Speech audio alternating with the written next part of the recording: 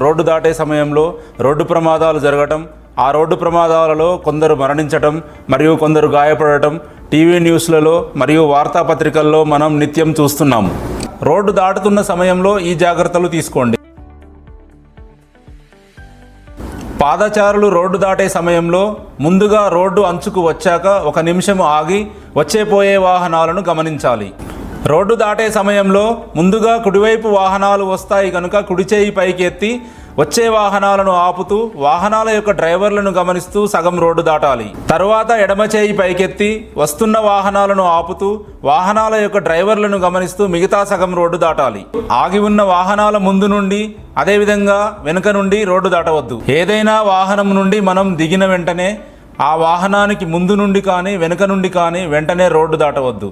కొద్దిసేపు అక్కడే ఆగి ఆ వాహనం వెళ్ళిన తర్వాత వచ్చేపోయే వాహనాలను గమనిస్తూ రోడ్డు దాటాలి. ట్రాఫిక్ జంక్షన్ వద్ద పెడిస్ట్రియన్ సిగ్నల్ వచ్చినప్పుడు మాత్రమే రోడ్డు దాటాలి. అదేవిధంగా పెలికాన్ సిగ్నల్ ఉన్న చోట కూడా రోడ్డు దాటవచ్చు. జీబ్రా క్రాస్ ఉన్న చోటనే రోడ్డు దాటాలి. ఒకవేళ జీబ్రా క్రాస్ లేనట్లయితే వాహనాల రద్దీ తగ్గిన తర్వాత రోడ్డు దాటాలి. రాత్రి సమయాలలో రోడ్డు దాటేటప్పుడు వెలుతురు లేని చోట కాకుండా వెలుతురు ఉన్న చోట రోడ్డు దాటండి. ముఖ్యంగా పిల్లలు, వృద్ధులు జీబ్రా క్రాస్ లేని చోట లేదా ట్రాఫిక్ రద్దీ ఉన్న చోట రోడ్డు దాటాలంటే ట్రాఫిక్ పోలీస్ వారి సహాయం లేదా పబ్లిక్ సహాయం తీసుకొని రోడ్డు దాటండి. ఎక్కడ పడితే అక్కడ రోడ్డు దాటవద్దు.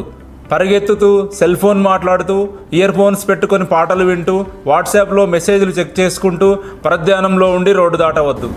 రోడ్డు మీద వచ్చే వాహనదారులు మనల్ని చూసి వాళ్ళే ఆపుతారులే అని ఊహించుకొని రోడ్డు దాటవద్దు. అదేవిధంగా రోడ్డు డివైడర్స్, రైలింగ్స్ దూకి రోడ్డు దాటవద్దు. ముఖ్యంగా పిల్లలతో రోడ్డు దాటవలసి వస్తే వారిని చేయి పట్టుకొని దాటించాలి. రోడ్డు దాటే సమయంలో ఈ విధంగా తగు జాగ్రత్తలు తీసుకొని సురక్షితంగా ఉండండి.